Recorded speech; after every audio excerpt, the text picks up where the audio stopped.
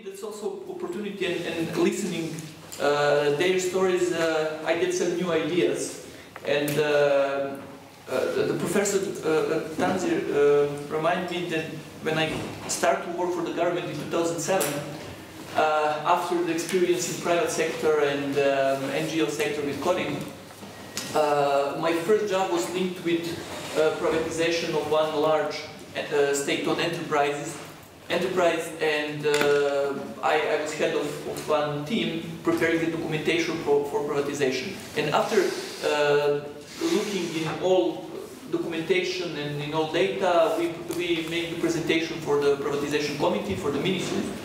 And the first thing I was said that we cannot privatize that company on that way because that's not by the law. We will have a problem. And the first thing that they told me, well, that's not the problem, we will change the law. And that's when the political corruption started. But in my discussion, I will think some. I will try to speak some more about bureaucratic corruption, and regarding the last OECD survey for Serbia, they surveyed 110 fast-growing company in Serbia and also some more in the region. And they asked them what's the bigger obstacles for your faster growth and for your growth. And on the first place was corruption. That's from May 2012. But also when you speak with the people and with you, when you have when you speak with this other company in the sector, not with the fast-growing company, they will have in fourth place corruption. They don't see corruption as a big problem, and that's something when I listen the preparation for when I read the preparation, I see that you talked about that yesterday, and that's not always easy to distinguish between the corruption, what is corruption, and what is just following the rules in the law, whenever the rules are maybe more stricter than they need to be. The typical example in Serbia is public procurement and corruption in public procurement, and we know that there is a significant and systematic problem in corruption in public procurement.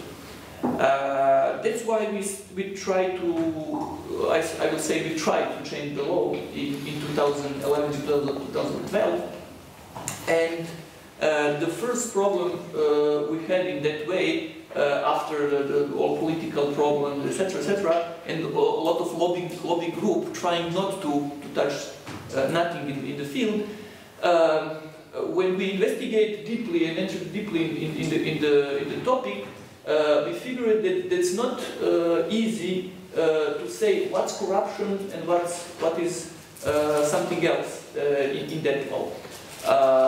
The first important thing that the main goal of public procurement law is not fighting against corruption, but is to help the buyers, the state-owned institutions, the state-owned companies, etc., to be effective on the market, to purchase goods and services in cost-effective way, etc.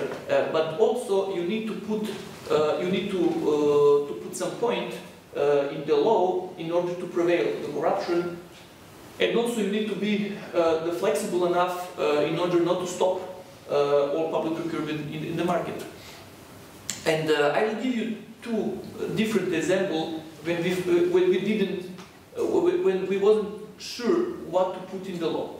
The first example is the procedure you can use in the public procurement. When we discussed with European Commission, first there is three different procedures. There is open procedure, everybody can participate. There is a restricted procedure. You can participate only if you fulfill some criteria. For example, you need to be the company with at least 10-year experience in that market, etc. And the third procedure is direct negotiation procedure, when buyer can just call some company and discuss with them. And of course, in the law, that's very strict when you can use the first, second, or third procedure. And when we discussed with European Commission, first they tell to us our restriction procedure is too restrictive. And we try to explain them if there's not too restrictive, that will be point for corruption. But most obvious thing is, and that's some of explanation, Professor Madra said, how other bridge can start from 100 million and finish with 400 million. That's the problem with the direct negotiation procedure, and the problem, for example, with construction works. I will take that example. Let's imagine that we selected a company in order to refurnish this building. And we signed the contract, and they start their work. Somewhere in the middle of their work, we figure that the building is in a worse situation than we think before, and we need to change, for example, all electricity infrastructure in the building. We need to refurnish also the basement, etc., etc. And if the new cost appearing is less than 25% of the price signed in contract, you don't need to go again in tender procedure. And when we discussed with European Commission, they said that's bad because in European Union that's up to 50%.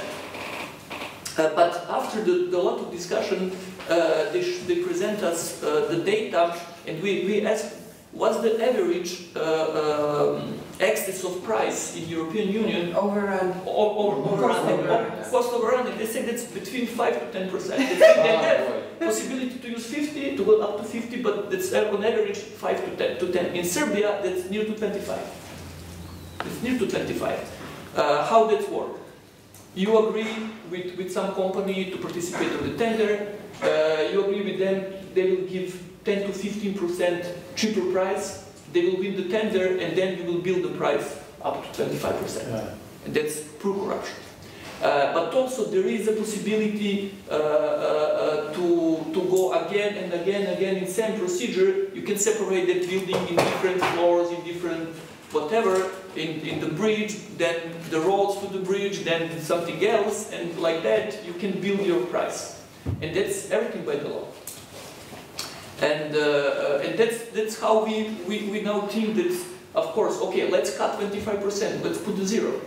But in that way, we will stop the whole construction in Serbia, because, not in Serbia, but in public sector, because there is always some need to change existing contract or some excess of work is needed. The second example is different. When we look at the criteria some company need to fulfill in order to get a tender, there is a 7 group of criteria. 4 of them are obliged to be in the tender, 3 of them are mandatory. But when you look directly in the tender documentation, there is always 7 different criteria. One of them, and we discussed with the sector of insurance sector, there is a tender, they ask from insurance company to have at least 15 branch office in Belgrade in order to insure something. They said it's crazy because for one insurance company they can sit in Vienna and insure here and they don't need to have a branch office, but they put it in the tender documentation. In first, we think that that's corruption. But after discussing with the people in tender committee in that company, they explained to us that they're afraid if they don't put something from the law in the tender documentation, they can be accused for corruption somewhere in the future. And it's better to have or not to have. Whatever that's maybe not realistic to find a company, or maybe that's not good for the tender. And that's something, the second example where you think that it's something is corruption, but it's not. And in the end, we figured that the only way to solve all problems, to be flexible, but also to prevent corruption, is to try to be full transparent. 1/3 of all tenders in Serbia are going on untransparent way. on direct negotiation procedure. That's around 1 billion euros per year. You just send documentation to some companies, you find a way, or explaining that's very urgent procedure, or you think that it's only company who can fulfill who can sell you or do some work, and you always can find a way to claim that you need to go urgently without open tender. And the only way we find to solve that problem is to be transparent. Everything needs to be public. Everything needs to be published on some portal, web portal. Everybody can see what contract is signed, in what procedure, etc., etc. Of course, that's not. We didn't find political consensus to adopt that law, but I look in the last changement of EU directive, they will go on same direction. That means transparency is one of the way to solve the problem in public procurement law. And of course, the second problem is to build a good enough institution in order to look deeply in each contract and to say that's corruption, that's not corruption. But of course, for the regulator and for the people who need to write the law, that's very, very difficult, and they will rather put a lot of strange criteria even in the law in order to be sure to prevail corruption, and then in the end we will get the law which is not applicable in the market. Thank you.